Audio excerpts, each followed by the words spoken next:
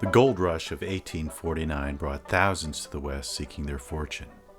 People of all races and religions were drawn by the lure of gold and silver. Drawn also were businesses to support the miners. Joining this latter group were the first Jews to come to Utah. Over the next 50 years, just over 1,000 Jews would call Utah their home. And in another 30 years, over 100 businesses in Salt Lake would be owned by Jews.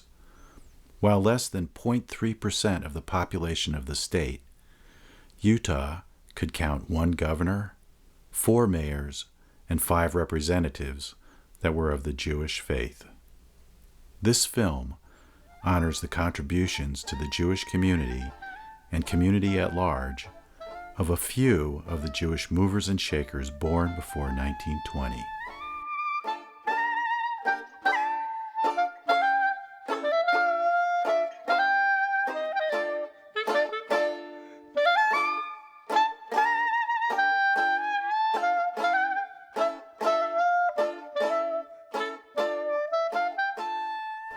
These are their stories.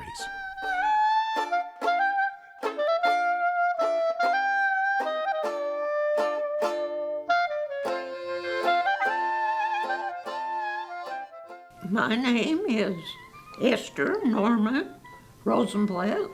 I was born, believe it or not, on Christmas, December 25th, 1912. I'm Helen Sandak. I was originally born as Helen Adele Frank. I was born September 21st, 1970. My mother got up at that day, put up wonderful kosher pickles in the morning, walked to the hospital, which is about a block and a half from Holy Cross, gave birth to me, and then had him call my father, who was working at the store. Here she is. My name is Belle Katz, and I was born in Siberia, Russia, at October the 14th, 1917. And when I came to the United States with my family, my father was here ahead of us and sent for us, my oldest brother and sister. And unfortunately now, I am the only one that's left in my family. My name is Marion Shapiro Scher, and I was born January 18, 1917 in Los Angeles, California. And my family moved to Salt Lake when I was a year old. And my father, he opened a delicatessen and a fruit stand. My name is Edith Lux. I was born in Germany. Mannheim was the town. I came to New York when I was 14. Had to go to school, learn English, and spent the war years in New York with my family. We were very lucky to have sponsors who took care of us. We came the legal way, not the illegal way. I am Serki Larry Tannenbaum. I was born in 1918 in Denver, Colorado, to some wonderful parents who migrated into Denver from Romania. My mother was born in a small little shtetl. And I am Ira Tannenbaum. I was born November the 12th, 1925, in Salt Lake City, Utah, at the old Holy Cross Hospital.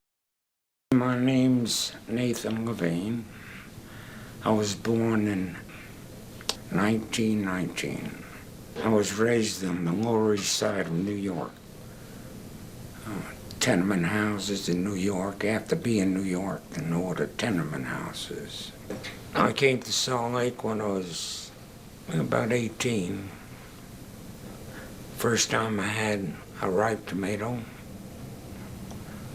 First time I had seen a ripe orange.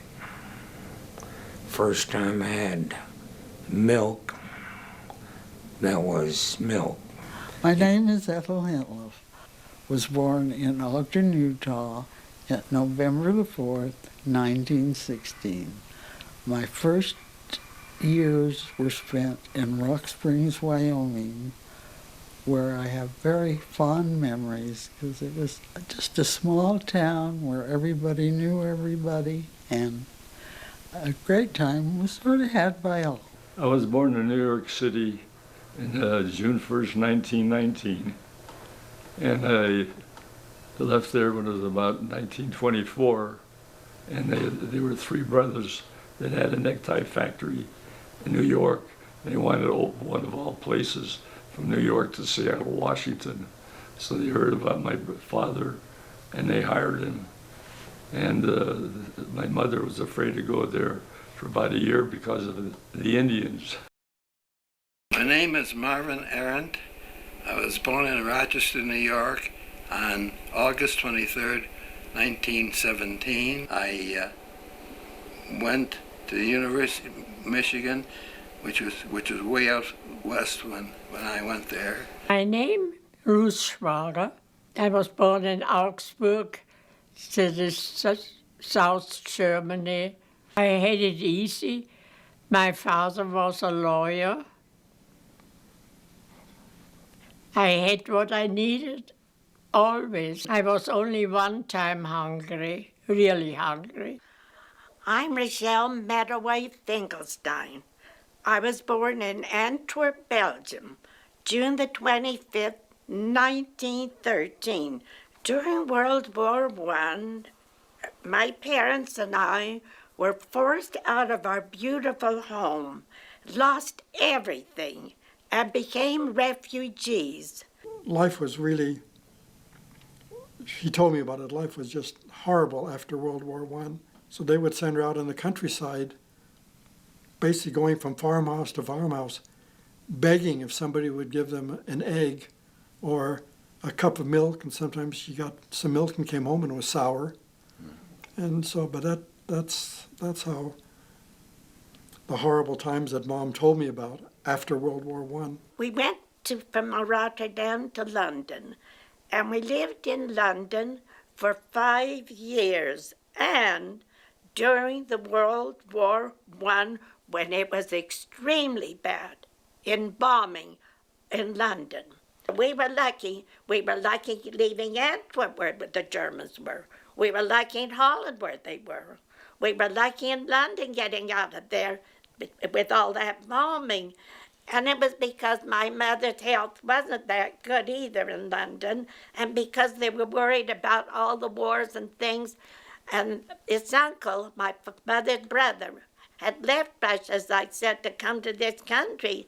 So he convinced them that we should leave and come to the United States. That's why we came to this country. New York, yes, that's where I arrived. A strange city. The way people talked and what they ate. I don't know, it was so different from what I was accustomed to. You have no choice, you just take it. You don't think is it difficult, or if it's not difficult, you just try to make the best of it. I'm Leon Shaposhnikov, and this is my lovely wife, Sonia. We are married 68 years.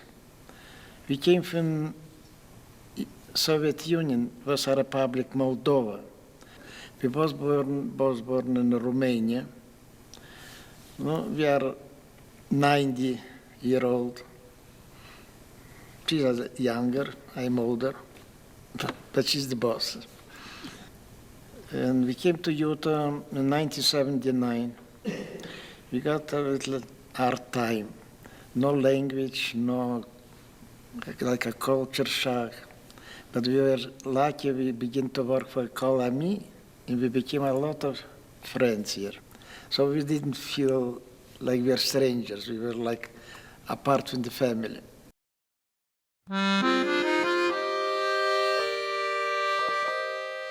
1929 marked the beginning of the Great Depression as currencies plummeted and Wall Street crashed.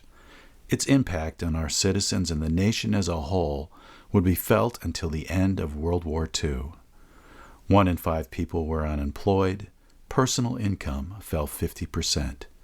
This period marked the advent of a great diaspora. Ashkenazi Jews, Dust Bowl refugees, and those destroyed by the market crash traveled the country trying to scratch out an existence. Yet over the course of this period in our country's history, charitable giving would more than double. It was not an auspicious time. 1930, if you went to the store and spent $3, you couldn't carry all the groceries home. Food was very, very cheap in those days. I remember bananas being on sale for 5 cents a pound. Things were very cheap, but if you don't have 5 cents.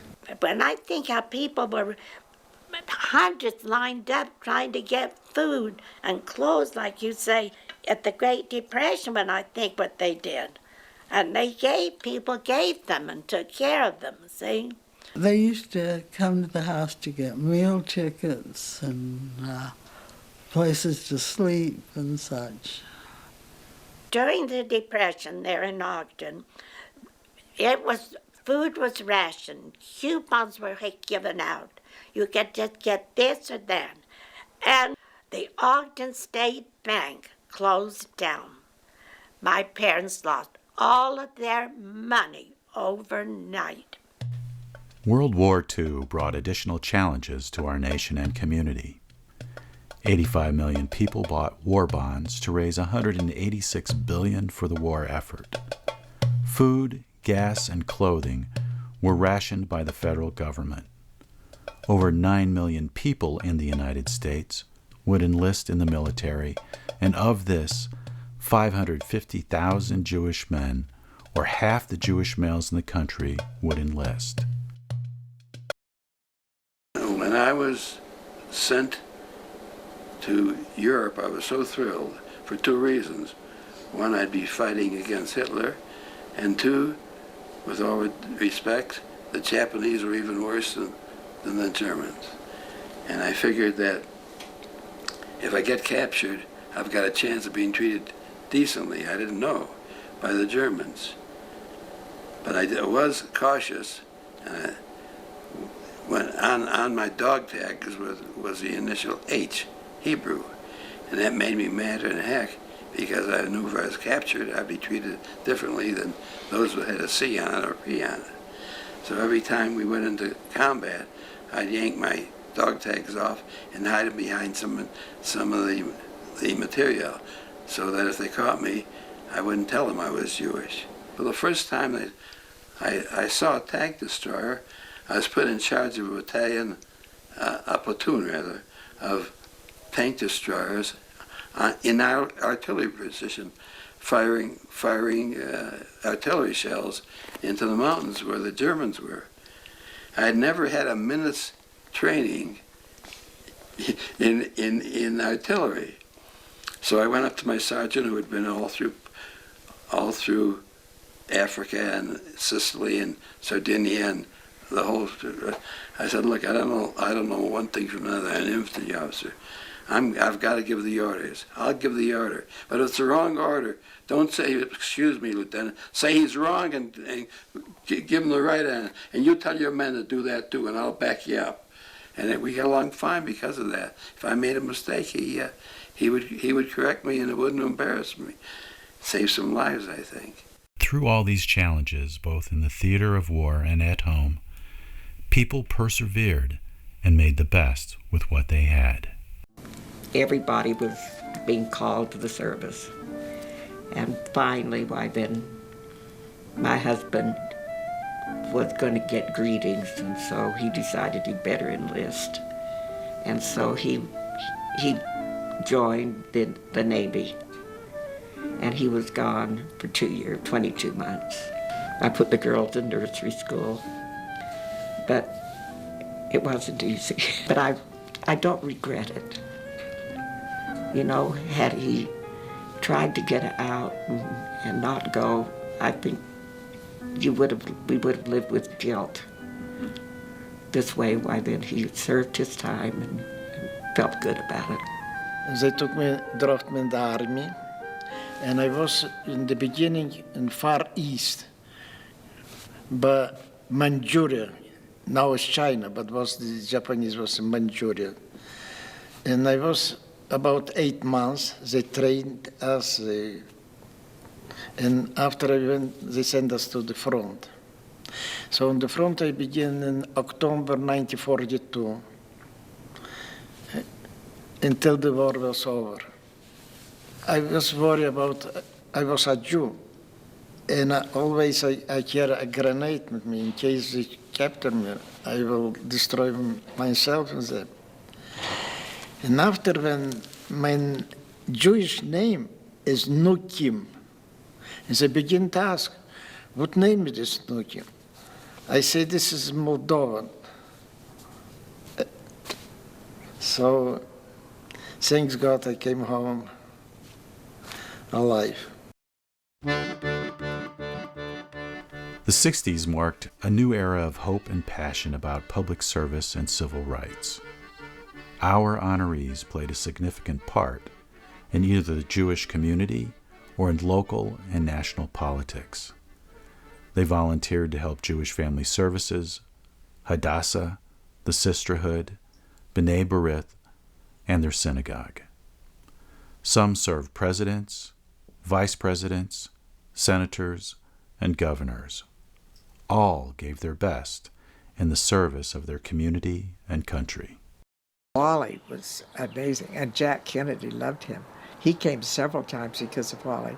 And Wally had a wonderful relationship with everybody who was running because he was the state chairman, you see, of the Democratic Party. The second time, at Cal Ramsden's insistence, Cal says, if you won't be the state chairman again, I'm not going to run. So he was running, and we were at this fairgrounds, big thing, and all of a sudden this man ran up, grabbed the microphone, and started to scream, how can you people possibly elect a man who doesn't believe in Jesus the Christ? At that time, I became involved with voluntary Jewish organization, mainly the National Council of Jewish Women, and became friendly with Esther Landa and Corinne Sweet, two pioneers in their own right. I was one of the founders of the Head Start program. The purpose, work with the low-income mothers who didn't have much education about bringing up their children.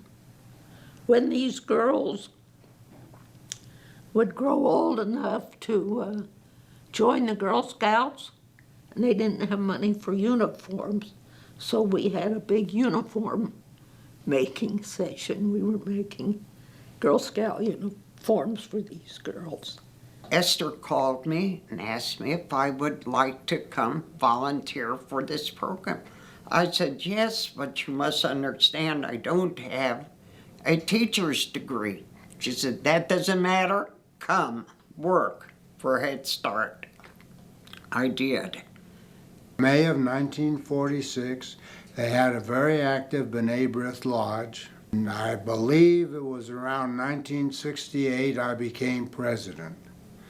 While I was in the B'nai B'rith, there was a group of us. We used to go once a week to the Veterans Hospital, to the psychiatric ward, and play cards with the people in there. We did a lot of work. We raised money for people who needed it. I work for the homeless. I do the needlework. They supply the material, and I do the work. She taught for many years at the Utah Institute for the Blind. She was the weaving instructor there for many, many years. Here in the synagogue, we both worked together for many, many years on the Passover wine sales and Mom would man the tasting table, and I would help out where needed. And so my family were always, helping and working for other people. Past president of National Council of Jewish Women, past president of B'nai B'rith Women. I was past president of Jewish Family Service. They wanted somebody to audit their books, so I again volunteered to audit their books, and I didn't charge them or anything like that. Well, I was on the board, and when the Russians used to come in, and we used to go down out to the airport, and we'd pick them up, and we also helped them if they had appointments to the dentist or doctors. My husband